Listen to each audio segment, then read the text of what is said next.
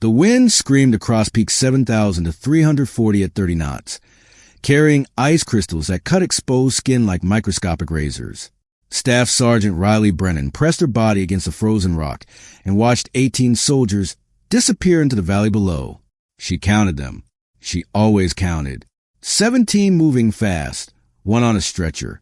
Lieutenant Dawson turned back once, his face unreadable at 400 meters, and then he was gone too. Riley was alone. Not alone in the way most people understood the word. Not alone like an empty apartment or a quiet night. Alone in a way that meant no reinforcements, no extraction plan, no cavalry coming over the ridge. Alone in a way that meant 42 enemy soldiers were moving toward a position from the north, and the only thing standing between them and 18 retreating Americans was one 26-year-old sniper with an M24 rifle and 47 rounds. The math was simple. The math was always simple. If the pass fell, the enemy would pour through and catch the retreating platoon from behind. They would cut them down in the open valley with nowhere to hide. 18 dead Americans. 18 folded flags. 18 families who would never understand why their soldier didn't come home. Or one. If that opening hooked you, trust me, this story only gets more intense from here. Subscribe now for more incredible true stories of courage and sacrifice, and hit that notification bell so you never miss one. Now, let me take you back to the moment that changed everything. The decision had been made 47 minutes earlier in a command bunker that smelled like diesel fuel and fear. Lieutenant Dawson stood over a tactical map, his hands trembling. Not from cold, from the weight of what he was about to calculate. Sir, we got movement on the northern ridge. Significant element, at least company strength. Dawson stared at the map like it might offer him a different answer. If he looked hard enough, it didn't. The enemy counteroffensive had punched through 15 miles to the south, collapsing the entire defensive line. Every available unit was being pulled back to reinforce the breach. Every unit except one. Someone had to hold Peak 7,000 to 340. The pass was strategic geometry that couldn't be ignored. A natural choke point at 7,000 feet elevation, it controlled access to the entire valley network below. If enemy forces secured it, they could flank the retreating American column and turn an orderly withdrawal into a massacre. How long until QRF can reach us? Dawson asked. Negative on QRF, sir. They're committed to the southern breach. Earliest possible support is 36 to 48 hours. 36 hours. The number hung in the bunker air like a death sentence. What about air support? Weather's closing in, ceiling dropping to 500 feet within the hour. No fixed wing, no rotary until it clears. Forecast says maybe tomorrow afternoon. Maybe. Dawson looked at his 18 soldiers. He knew their names. He knew their hometowns. He knew which ones had kids waiting back home. And he knew that if he tried to hold this position with all of them, they would all die. The enemy had the numbers, the terrain knowledge, and time on their side. But if he retreated with all of them, the enemy would take the pass unopposed and pursue. They would catch the column in the open. Same result. 18 dead, unless someone stayed behind. I need a volunteer, Dawson said. His voice cracked on the word. Someone to hold the pass. To buy time. 17 faces stared back at him with the same expression. Not fear exactly, but the recognition of mathematics they couldn't argue with. Someone had to stay. Someone had to die. Sir, the voice was quiet, almost lost in the wind that howled through the bunker entrance. Everyone turned to look at the soldier who had spoken. Staff Sergeant Riley Brennan stood 5'6" and weighed 137 pounds.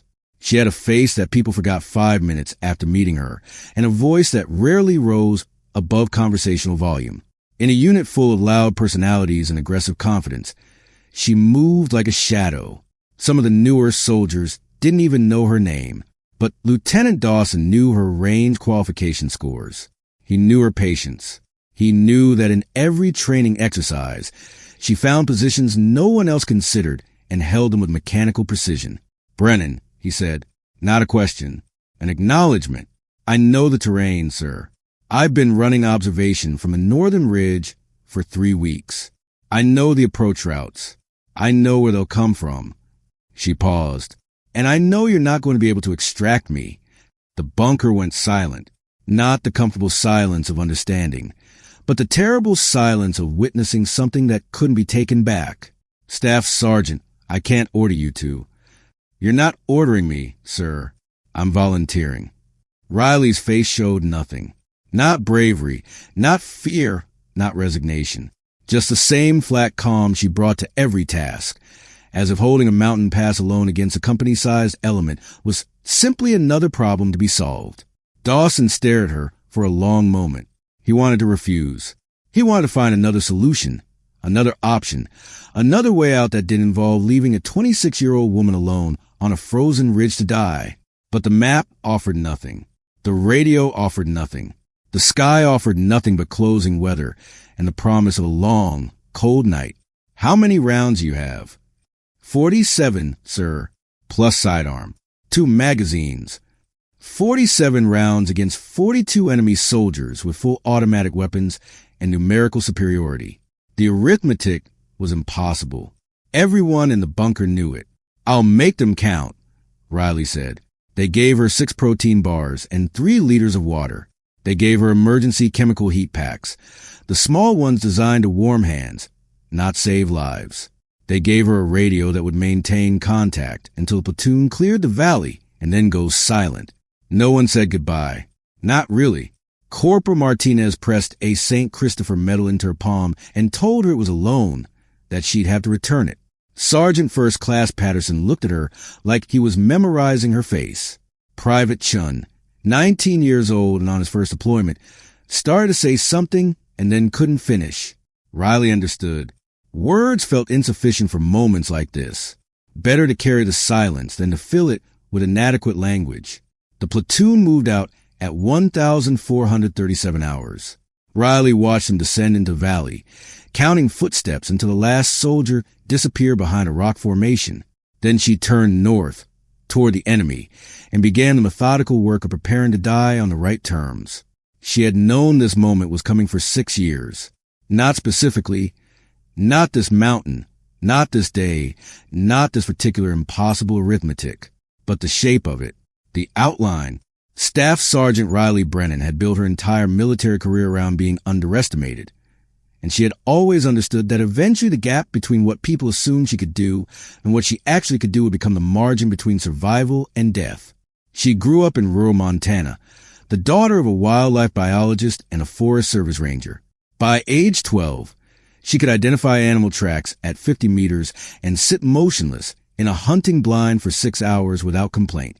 By 16, she could read terrain like text and predict weather patterns from cloud formation shifts. By 18, she had a degree plan for wildlife biology and zero interest in the military. Then her father died in a wildfire evacuation, pulling hikers out of a canyon that everyone else had already written off as lost. The hiker survived. Her father didn't. Riley enlisted at 20, not for revenge, not for glory, not for any of the reasons recruitment posters suggested. She enlisted because she understood something that most people didn't. There were jobs in the world that required someone to be the last one out, and someone had to be willing to take them. She chose sniper school because it suited her temperament. Patience, precision, the willingness to lie motionless in uncomfortable positions while others moved and acted and drew attention. Her instructors noted her exceptional performance and her complete absence of the ego that usually accompanied it. They recommended her for advanced training. They wrote in her evaluations that she showed unusual promise. Then they consistently passed her over for leadership positions, combat deployments, and recognition. It wasn't overt discrimination, not the kind that could be documented or reported. It was a quiet, institutional assumption that a small, quiet woman with a biology degree didn't belong in the places where violence happened. She watched less qualified soldiers receive the opportunities she had earned. She watched commanders forget her name between briefings. She watched herself become invisible in exactly the way the system was designed to make her. She said nothing. She complained to no one. She simply continued performing at levels that should have been impossible to ignore, and she waited. Alaska had almost killed her. The winter warfare exercise was supposed to be routine, a 2-week survival scenario in conditions designed to simulate extreme deployments. Riley had been assigned to a support role, running logistics for the assessment team rather than participating as a candidate. Standard procedure for someone the system had decided didn't need to be tested. Then the weather changed. A storm system moved in faster than forecasted, dropping temperatures to 40 below and cutting visibility to 0. The assessment candidates were scattered across a 20-mile area, and the extraction helicopters couldn't fly. Someone had to go out on foot and bring them in. Riley volunteered. Of course she volunteered. She spent 31 hours moving through conditions that should have been lethal, navigating by compass alone through wide-out blizzards, locating 7 candidates who had stopped moving and would have died within hours. She brought all 7 back. She carried the last one, a 200-pound staff sergeant who had lost consciousness for nearly 2 miles. Then the hypothermia hit. Her core temperature dropped to 89 degrees before the medics reached her. She stopped shivering, which meant her body had stopped fighting, which meant she was dying. They warmed her with 4 fluids and chemical heat packs and the body heat of 3 soldiers who lay against her for 4 hours while her systems slowly remembered how to function. She lost no digits that time. She lost no limbs. She walked out of medical after 6 days and returned to duty with a commendation letter that praised her initiative and a permanent note in her file that suggested she might be prone to unnecessary risk-taking. No one mentioned the 7 soldiers she had saved.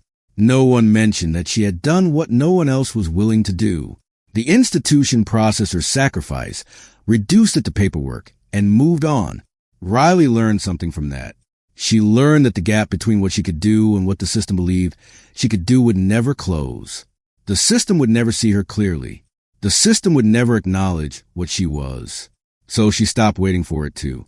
She stopped caring about recognition, about advancement, about the institutional markers that other soldiers chased. She focused instead on the only thing that had ever mattered, being ready for the moment when being underestimated would become an advantage rather than a burden. That moment had arrived on peak 7,000 to 340.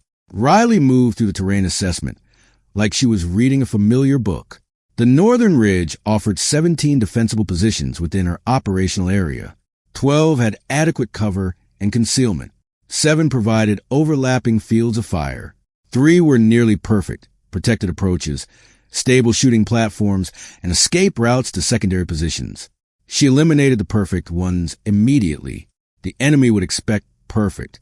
The enemy would study the terrain and identify the obvious positions, the places where any competent sniper would establish a firing point. They would allocate resources to watching those positions, suppressing those positions, assaulting those positions. Riley chose imperfect. Position Alpha was a narrow depression between 2 rock formations, barely wide enough for her body and completely exposed to wind. The cold would be brutal. The shooting angle was compromised by a slight rise at 740 meters, but the approach was nearly invisible, and the rocks absorbed her thermal signature against the frozen ground. Position Bravo was worse, a shallow scrape behind a dead alpine bush, offering maybe 18 inches of vertical cover. Anyone scanning the ridgeline would dismiss it as unsurvivable. That dismissal was the point. Position Charlie was a fallback, a deeper cut in the rock that provided real protection but limited her firing arc to 90 degrees. She would use it when she needed to rest, when she needed to recover, when the enemy pressure made the forward positions untenable. She cached supplies at each position, 6 rounds at Alpha, 8 at Bravo, 12 at Charlie. The remaining 21 she kept on her person, distributed between magazine pouches, so that no single loss would be catastrophic. The chemical heat packs went into a separate mental category. Riley understood psychological warfare in ways that most soldiers never considered. She had spent 6 years watching people underestimate her, and she had learned to read the patterns of assumption, the way minds filled gaps with expected information, the way fear amplified uncertainty, the way a single unexpected element could cascade into paralysis. The enemy expected resistance. They expected American soldiers defending the pass. They expected multiple shooters, coordinated fire, standard defensive doctrine. Riley intended to give them none of that. The heat packs would become decoys. She positioned 4 of them at visible points across the ridgeline, places that looked like defensive positions on the enemy's likely approach angle, but offered no actual tactical value. When night fell, she would activate them. The thermal signatures would suggest a squad-sized element spread across 400 meters of frontage. The enemy would see what they expected to see, an American defensive line, prepared and manned. They would not see one woman making calculations in the dark. The M24 felt familiar in her hands as she ran function checks. She had fired this rifle thousands of times. She knew its behavior in cold weather, the way the action slowed slightly below freezing, the way the trigger pull changed when lubricants thickened. She knew the ammunition behavior at altitude, the slight variation in trajectory that accumulated over distance. At 740 meters, the range to the primary engagement zone, her rounds would drop approximately 280 inches from a level bore. Wind at 20 knots in the northeast would push them right by nearly 18 inches. At 30 knots, closer to 27 inches, she would need to adjust for both constantly. The wind was unpredictable, gusting and shifting as it wrapped around the mountain's contours. Each shot would require real-time calculation. 47 rounds. 42 enemies. She could not afford to miss. But she also could not afford to kill all of them. This was the part that most people never understood about defensive engagements. The goal was not maximum casualties. The goal was maximum hesitation. A sniper who killed too efficiently became a problem to be solved. An enemy to be located and eliminated through overwhelming force. A sniper who killed precisely, unpredictably, and then vanished became something else entirely. A ghost, a phantom, a presence that infected every decision the enemy made. Riley planned to kill their confidence before she killed their soldiers. First targets, officers and NCOs. Leadership elimination created command vacuum. Soldiers without clear direction defaulted to training, and their training said to find cover and wait for orders. Orders that wouldn't come.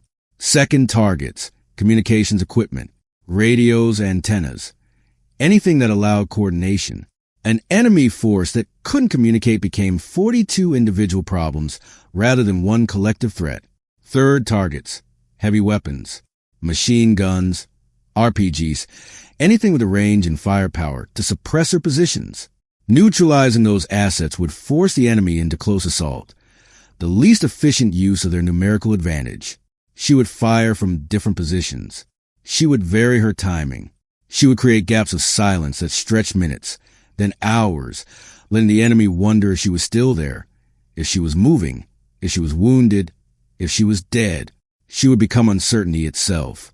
The sun dropped behind the western ridge at 1,647 hours, painting the frozen rocks in shades of orange and purple. Riley settled into position alpha, pressed her cheek against the cold stock of her rifle, and began to wait. Somewhere to the north, 42 enemy soldiers were making their own preparations. They were checking weapons and distributing ammunition, and probably joking about the easy mission ahead. Securing an abandoned pass that the Americans had fled in obvious panic. They didn't know about her yet. They would. The first contact came at 0312 hours.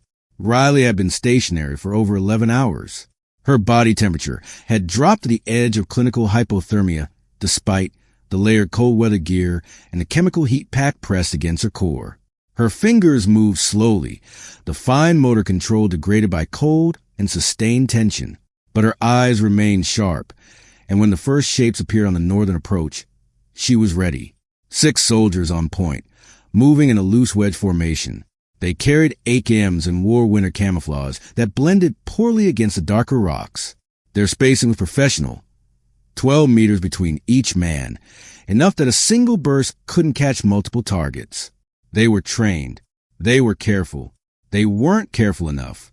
Riley watched them for 4 minutes without moving. She tracked their patterns, identified their leader, a soldier slightly ahead of the wedge who gestured to the others with practiced authority, and calculated the sequence of her opening. The temptation was to fire immediately, to take the shot while they were clustered in the kill zone, while she had clean angles on multiple targets. But that would be a waste. 6 soldiers wasn't the threat. 36 more were coming behind them. This advance element was reconnaissance, sent to identify American positions and draw fire. If Riley engaged now, she would reveal herself to the main body while achieving minimal strategic impact. Instead, she watched them pass through her optimal engagement zone and continue toward the crest of the pass. She watched them find the heat-packed decoys and react to predictable alarm. Weapons raised. Signals exchanged. A rapid report radioed back to their commander. 4 heat signatures. 4 American positions. The reconnaissance element had confirmed exactly what the enemy expected to find. Riley smiled in the darkness. Phase 1 complete. The main body arrived at 0347 hours. She counted them as they emerged from the northern approach, their thermal signatures bright against the frozen terrain. 36 soldiers in 3 rough echelons, with additional personnel carrying heavy equipment, machine gun teams, radio operators, what appeared to be a mortar section. The total count matched intelligence estimates. 42 enemy combatants, full company strength, moving to secure peak 7,000 to 340.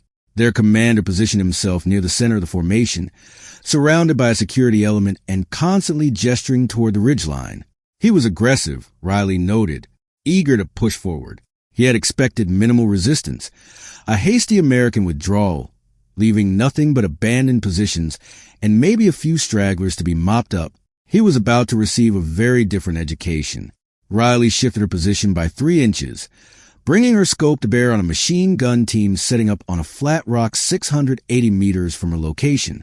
2 soldiers working together, one feeding belt ammunition, while the other locked the weapon onto its bipod. They were exposed, focused on their task, confident that no threat existed within engagement range. She exhaled slowly, felt her heart rate drop to 60 beats per minute, and began her trigger press.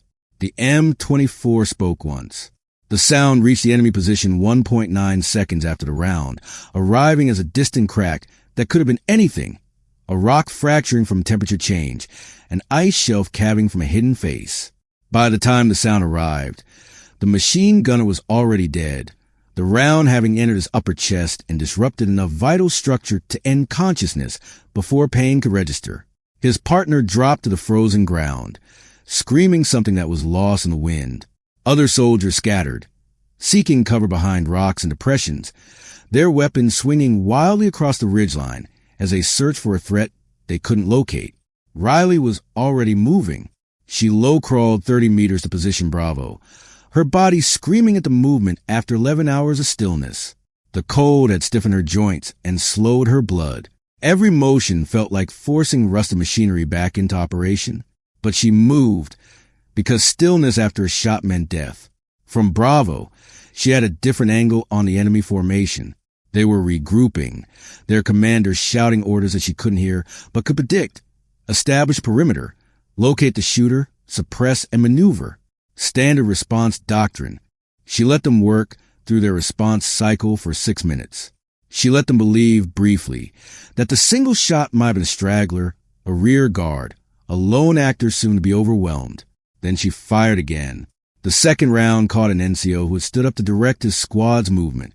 He was a large man with a confident bearing, and he died with his arm extended toward a position that didn't exist. The psychological impact was immediate. Soldiers who had been preparing to advance dropped back into cover, their eyes fixed on the shadows where nothing moved. 1 shooter, 2 kills, 0 return fire.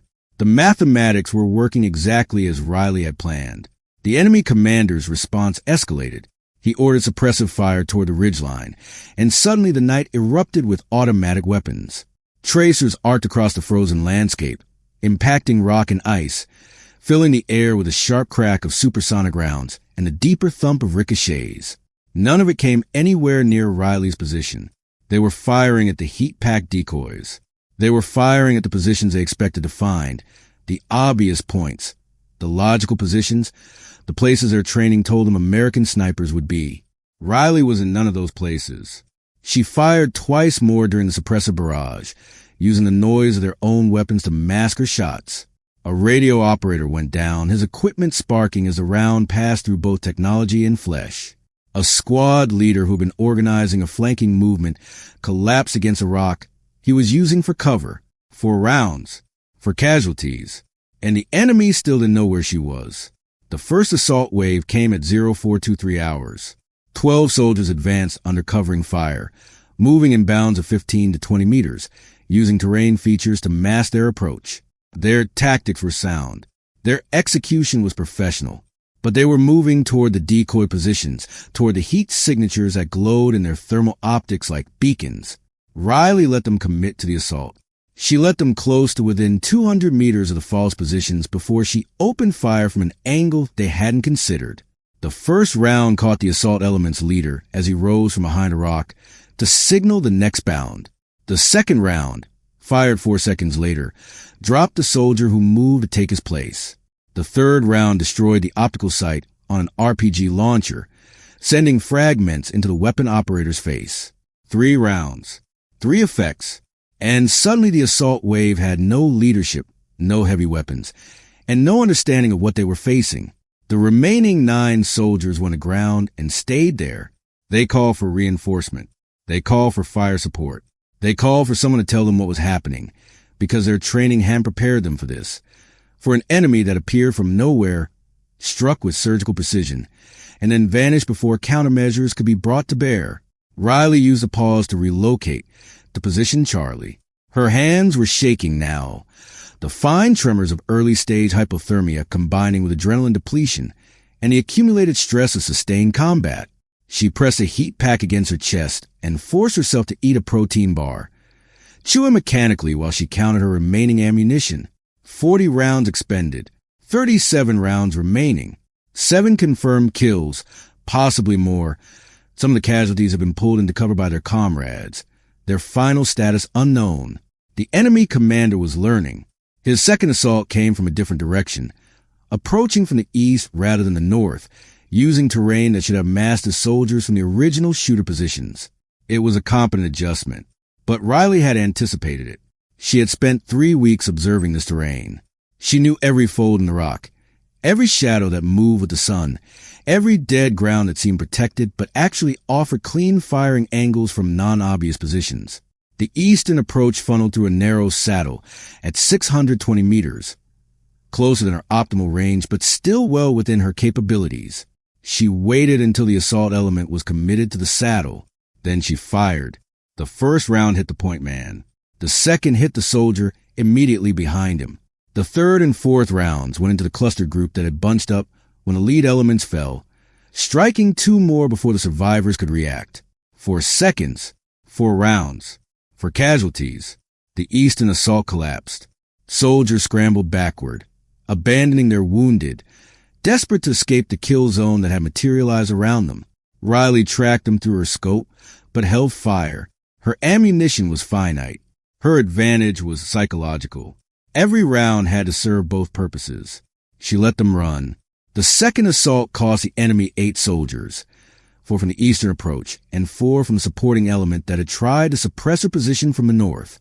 Their fire had been accurate but misdirected, still focused on the decoy positions that glowed warm and empty in the thermal spectrum. Riley's total expenditure, 11 rounds. Her confirmed kills, at least 11, possibly more. And she had been on the ridge for less than 18 hours. The silence that followed the second assault was different from the silence before. This silence had weight. This silence had fear in it. She watched through her scope as enemy soldiers refused to move, refused to expose themselves, refused to do anything that might draw the attention of the phantom that haunted the ridgeline. Their commander was screaming at them. She could see his gestures, the fury in his movements, the desperation of a man watching his tactical situation collapse while his soldiers cower behind inadequate cover. He was losing control. Good. Riley used the time to assess her physical condition. Core temperature was dangerously low. She could feel the sluggishness in her thoughts, the way her decision-making was beginning to blur at the edges. Her feet had lost sensation hours ago.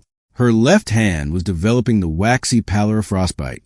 She was burning calories faster than she could replace them, her body consuming itself to generate enough heat to maintain basic functions.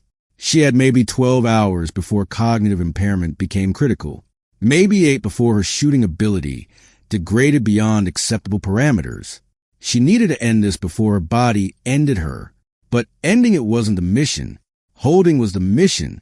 Every hour she kept these 42 soldiers focused on her position was an hour her platoon used to reach safety.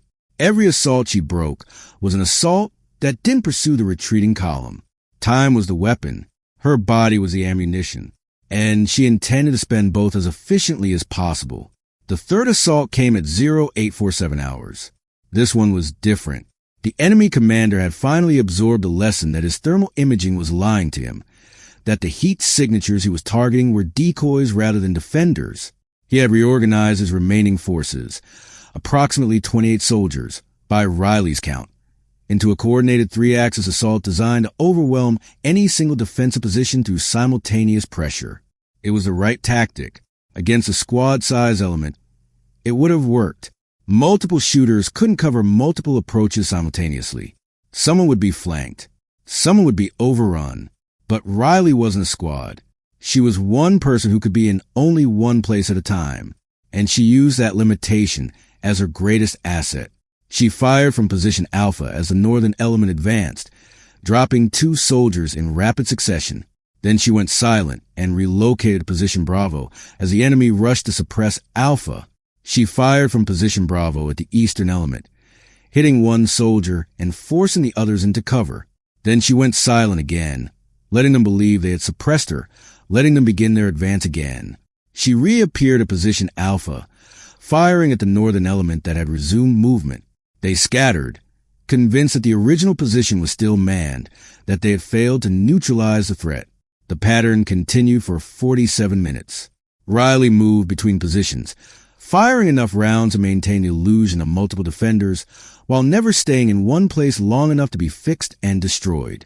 The three-axis assault became 3 separate disasters, each element convinced that it was facing dedicated opposition, while the other elements somehow failed to reach their objectives. By 0934 hours, the third assault had collapsed. The enemy had taken 14 additional casualties, 6 confirmed dead, 8 wounded in varying degrees of severity. Their commander was dead, killed by a round that found him as he exposed himself to rally his troops. The senior surviving NCO had taken command of approximately 20 soldiers, and his first order had been to fall back to the original staging area. They weren't retreating. Not yet, but they weren't advancing either. Riley had created a stalemate with a body, a rifle, and 37 rounds. The afternoon brought suffering. The wind increased to sustained gusts above 30 knots, driving the effective temperature well below zero. Riley's left hand stopped functioning entirely. The fingers frozen into a claw that could no longer feel the trigger she was trying to press. She switched to her right hand, awkwardly relearning the muscle memory of a mirror image shooting stance. Her thoughts were fragmenting. She found herself losing time, moments sliding past without clear memory of what she had done or thought. Hypothermia was winning. The mountain was winning. Every hour that passed was an hour closer to the point where she would simply stop. Stop thinking, stop moving, stop being anything other than another frozen body on a ridge that had no name. She counted her platoon instead, 18 soldiers moving south. They would be past the valley floor by now, approaching the secondary defensive line, where reinforcements waited. They would be safe. They would be warm. They would be alive. The numbers held her together. The arithmetic of sacrifice kept her functional when her body wanted to surrender. The enemy attempted 2 more probes during the afternoon, smaller elements testing her position rather than committing to full assault. Riley responded with single shots, conserving ammunition while maintaining the illusion of defensive capability. Her accuracy was degrading, the cold, the fatigue, the cognitive impairment, all combining to push her performance below standard. She missed 2 shots she should have made. She hit targets she was aiming for, but struck non-vital areas. But she was still there, still shooting, still holding. The senior enemy NCO had figured out the truth. Riley could see it in his tactical adjustments, the way he positioned his remaining soldiers in a wide dispersal that no single shooter could effectively engage, the way he established observation posts focused on actual defensive positions rather than the decoys that had fooled his commander. He knew he was facing one sniper. He knew she was weakening. He knew that time was on his side. But he also knew that attacking her directly had cost 22 of his 42 soldiers. He wasn't willing to pay that price again, not for a pass that would still be there tomorrow, not when the weather was breaking and air support might finally arrive. He chose to wait. Riley watched him make that decision. and she understood what it meant. She had won, not in the sense of destroying the enemy. 20 soldiers remained, more than enough to overwhelm her if they committed fully, but in the sense of achieving her objective. The pass was held. The platoon was safe. The mathematics had worked. Night fell again at 1,703 hours, and with it came the worst cold Riley had ever experienced. The temperature dropped below zero on every scale that mattered, the wind cutting through her protective layers like they didn't exist. She lost feeling in both feet. She lost feeling in most of her face.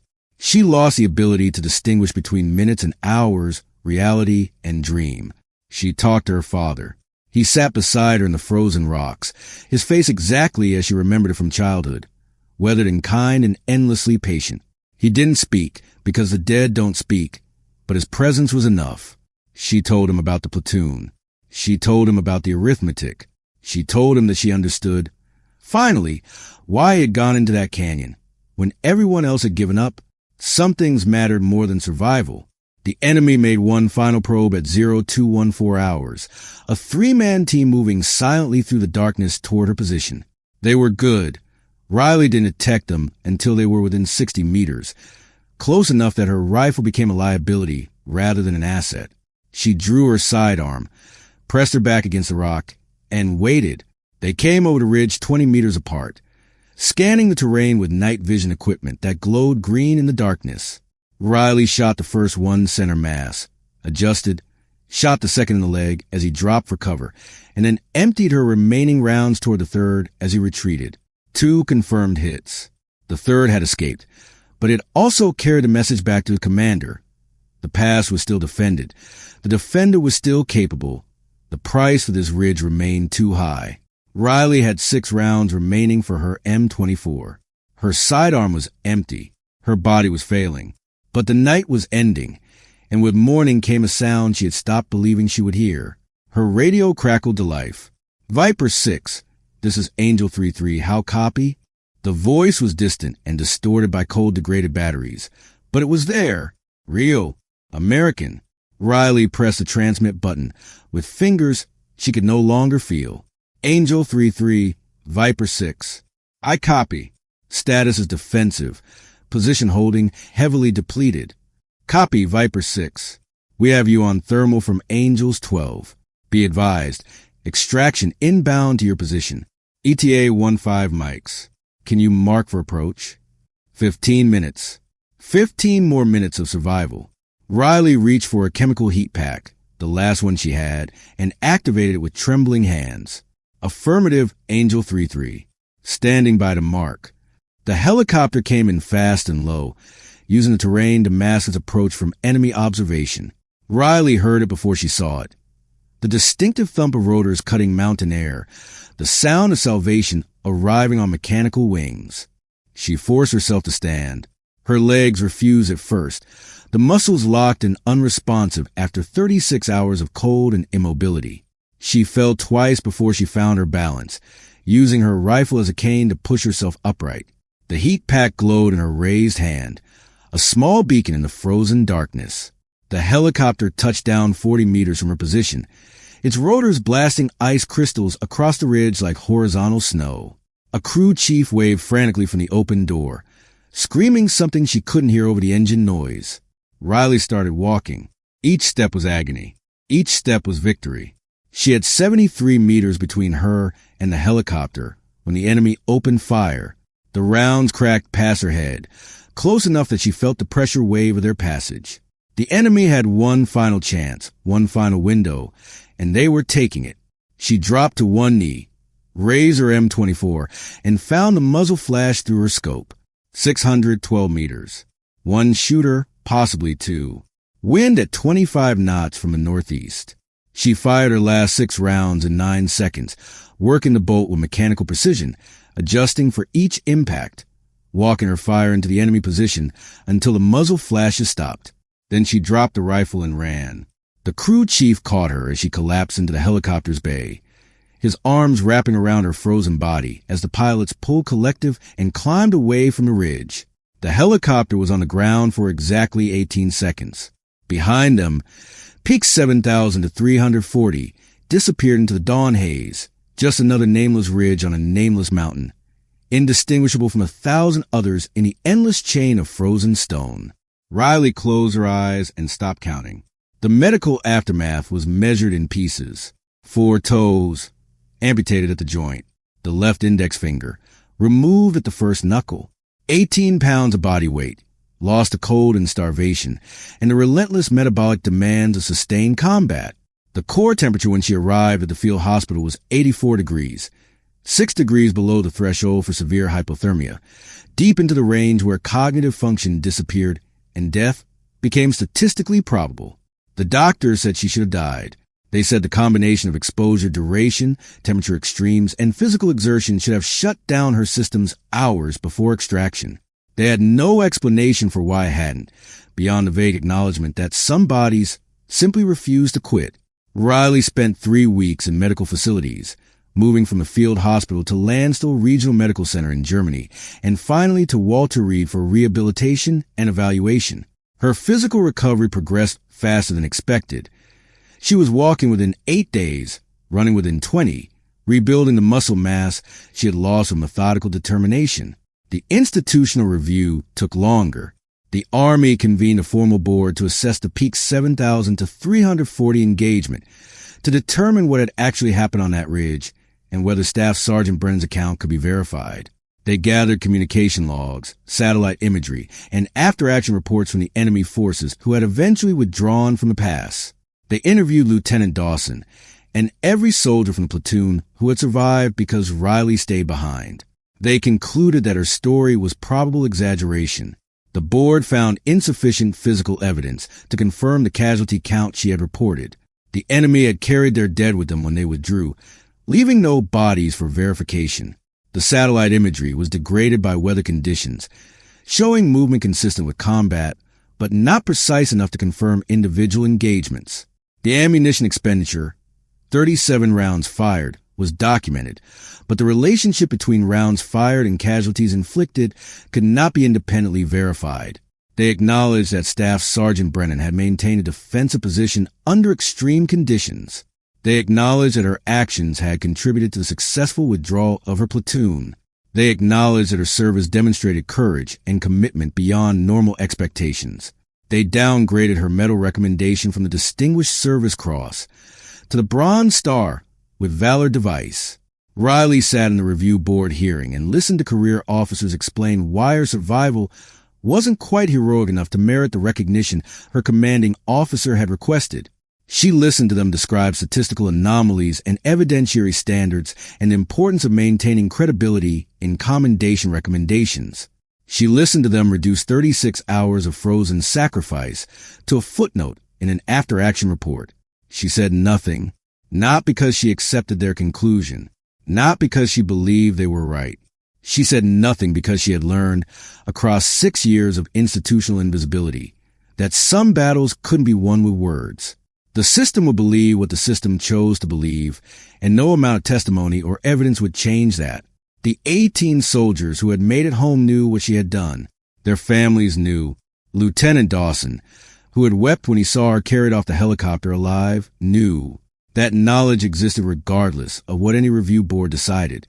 The only validation Riley needed was a validation she had already received, in the faces of soldiers who should have died, in the silent and enemy force that had retreated rather than pay the price she demanded, in her own understanding of what she had accomplished and what it had cost. She accepted the Bronze Star in a small ceremony with minimal attendance. She shook hands with a colonel who couldn't quite meet her eyes. She listened to citation language that described her actions as maintaining defensive position under adverse conditions without mentioning the 42 enemy soldiers, the 22 casualties, or the 36 hours of impossible arithmetic that had made everything else possible. Then she filed for medical discharge. The Army processed her paperwork with the same efficiency it brought to all administrative functions. Her service record was updated. Her benefits were calculated. Her separation date was established. No one asked why she was leaving. No one offered alternatives. Staff Sergeant Riley Brennan had become another statistical output, another body processed through a system that had never quite figured out how to see her. She returned to Montana. The National Park Service was hiring wildlife biologists for the Northern Territories, and Riley's credentials, including 6 years of military service that translated poorly to civilian job descriptions, were exactly what they needed. She started work in early spring, monitoring wolf populations in the backcountry, spending weeks at a time in terrain that reminded her of everything she was trying to leave behind. The mountain stayed with her, not as trauma. Riley had processed the combat, the survival, the institutional betrayal with the same methodical efficiency she brought to everything else. But the mountain lived in her body now, in the limp that appeared when temperatures dropped below 40 degrees, in the missing digits that ached when storms approached, in the tremors that sometimes shook her hands when she held a scope to her eye, not from fear, but from nerve damage that would never fully heal. She taught survival courses for new rangers. She taught them to read terrain and anticipate weather and conserve energy and make peace with arithmetic they couldn't change. She taught them everything she knew without ever mentioning where she had learned it. Some of them recognized her military bearing and asked questions she deflected with quiet professionalism. She never corrected the stories that circulated through veteran networks.